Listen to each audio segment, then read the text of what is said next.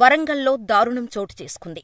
నడి రోడ్డు మీద వైద్యుడిపై రాడ్లు, రాళ్లతో విచక్షణారహితంగా దాడి చేశారు.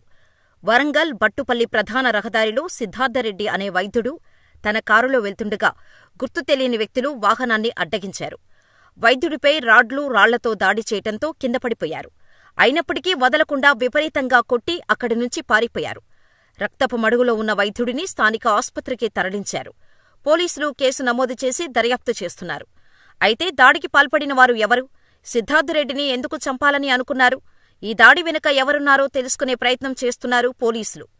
ప్రస్తుతం హైదరాబాదులోని ఓ ప్రైవేట్ ఆస్పత్రిలో సిద్ధార్థరెడ్డి చికిత్స పొందుతున్నాడు. సిద్ధార్థరెడ్డి పరిస్థితి విషమంగా ఉన్నట్టు తెలుస్తోంది. గత కొద్ది రోజులుగా గంజాయి మత్తులో కొంతమంది వచ్చిపోయే వారిపై దాడి చేస్తున్నట్టు స్థానికులు చెబుతున్నారు.